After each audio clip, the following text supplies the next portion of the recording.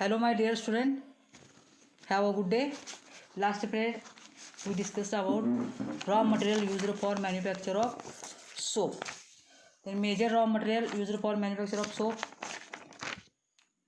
is fat and oil and alkali.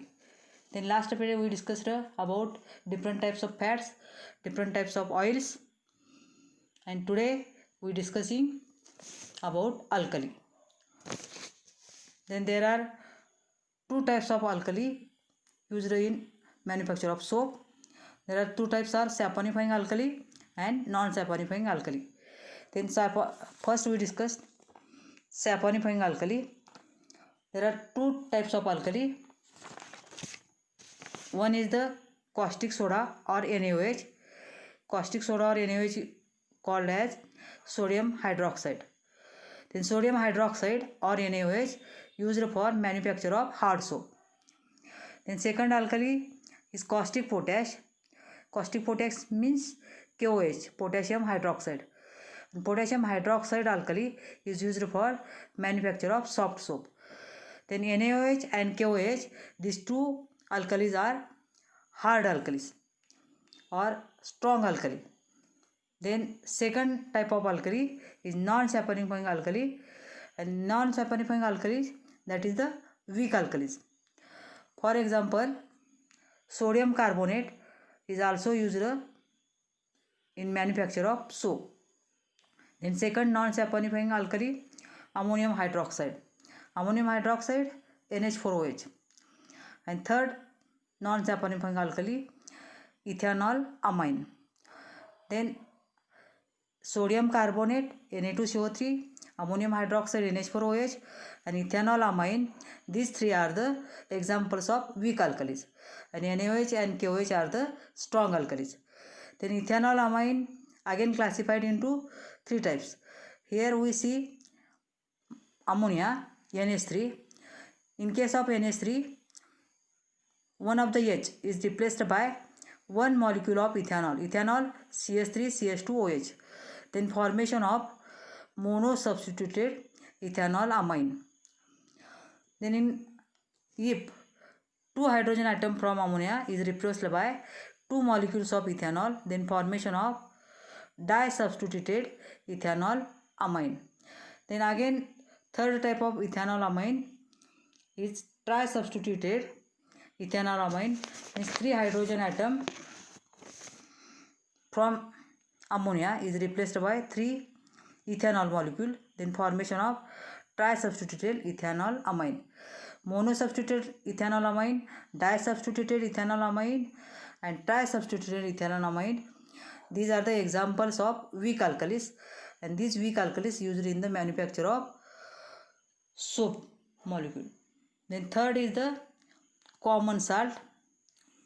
Common salt is the one of the major raw material used in the soap manufacture. And common salt is also known as NaCl or rock salt. NaCl means sodium chloride, and rock salt is also known as the brine solution. Then what is the use of adding common salt to the soap solution? It is used for separation of soap from soap solution. We use common salt or rock salt. Means use of this is the only separation of soap from soap solution. Then last but one raw material used in the manufacture of soap is the additives. Then first we see what is meant by additives or definition of additives. Additives are substances used to enhance means to increase desired quality of soap. Some substances are added to the soap solution, and these substances are called as the additives. Means we get desired quality of soap, we use different types of the additives. Then here there are 10 types of the additives. First is the rosin. Then rosin increases lathering property of soap, and this rosin obtained from pine tree containing abiotic acid. Then you studied. Again rosin. Then any packing of soap, there is one word TFM. Then what is meant by TFM? TFM means total foaming material. All of you familiar with Lux soap. Then Lux having TFM value 75%. Then different soaps having different TFM value means total foaming material value. Then rosin, if we add rosin to the soap solution, then it increases lathering property of soap. And for this increasing lathering property of soap, we add abiotic acid from pine tree as a rosin. Then second additive, that is additional substance for desired quality of soap, antioxidant. This antioxidant increases durability of soap and prevent degradation. Degradation means rancidity of soap. So antioxidant like EDTA, ethylene diamine tetraacetic acid, or sodium thiosulfate or sodium hyposulfite are mixed with soap in small quantities for increasing durability of soap. Then third additive is fillers. Then what is meant by fillers? Fillers are nothing but they are used to increase weight of soap. Then generally inorganic substances like talc, chalk, clay or magnesium carbonate used as a fillers. Then fourth additive is the perfumes. Then substances gives pleasant smell to the soap used as the perfumes. Then these are the perfumes are natural or synthetic substances. For example, sandalwood oil, rose oil, musk oil, lavender oil used as a perfumes for giving desired soap, desired smell. Then next additive is the fixatives. Then what is the working of fixatives? Fixatives are used to fix the perfumes to soap for quite longer time. And fixatives are gum, benzoin, tolu balsam or peru balsam used as a fixatives. Means fixatives fix the perfume, that is the smell to the longer time. Then next additive is coloring pigment. Coloring pigment, they are used for attract the customers, or coloring pigments are chemical synthetic substances added to the soap for attract consumers. Copper phthalocyanine mainly used as a coloring agent. The next additive is optical brighteners.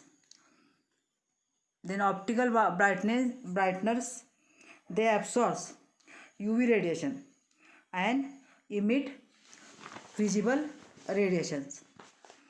As a result, they make the fiber look brighter after washing. Then phenyl benzothiazole is used as a optical brighteners. Optical brighteners means absorb UV light and it gets bright. Then next one is the enzymes.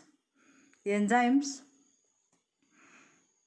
blood stain on the fiber insoluble in water and prevent penetration of the soap. Soap can't be removed by its action alone. For removing staining, proteolytic enzymes used. These proteolytic enzymes break them to water soluble or water permeable, so it helps to clean stain with oily dirt. For removing stain, blood stain, we use enzyme, and name of this enzyme is the proteolytic enzymes. Then last but one additive, that is additional substance, is abrasives. Then abrasives are water insoluble minerals.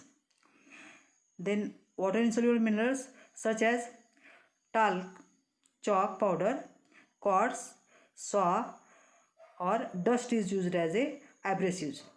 that is additional of water insoluble minerals are called as the abrasives. And last additional material or substance is the borax. Then borax, it has good cleaning capacity. Borax has good cleaning capacity and less expensive. So water soluble salt of boric acid, water salt of boric acid is sodium borate, sodium tetraborate or sodium triborate used in many soap as a borax. Borax is the water cleaning capacity substance. And last raw material used in the soap manufacture is the builders. Then what is mean by builders? Builders are high concentration of magnesium and calcium ions in hard water consume soap by forming insoluble curd. But by using inorganic alkaline material called as the builders, means builders are nothing but alkaline insoluble material, inorganic material called as the builders. Then builders increases detergency and prevent the curd formation. Then following four compounds are used as a builders. First is the sodium silicate. This sodium silicate is also called as the water glass. Sodium silicate is water soluble, colorless, transparent solid, or it is the white powder, is called as the water glass. Then it impart means to give, it impart detergent granules. The detergents granule, for formation of detergent granules we add sodium silicate or water glass. Then another builder are sodium metasilicate, sodium Na. Therefore structural formula of sodium metasilicate is the Na2SiO3. Then another builder is the sodium orthosilicate or sodium sulfate. Sodium sulfate Na2SO4. Then sodium carbonate is also called as the soda ash Na2CO3. Or fourth builder is sodium tripolyphosphate. Short form of this sodium tripolyphosphate is the STPP or STP, sodium triphosphate. Sodium triphosphate or sodium tripolyphosphate is used as a builders, or sodium carbonate or sodium sulfate is also used as the builders. And builders are nothing but inorganic alkaline material prevent curd formation of soap. Then these are the major raw materials used for manufacture of soaps. Thank you for listening.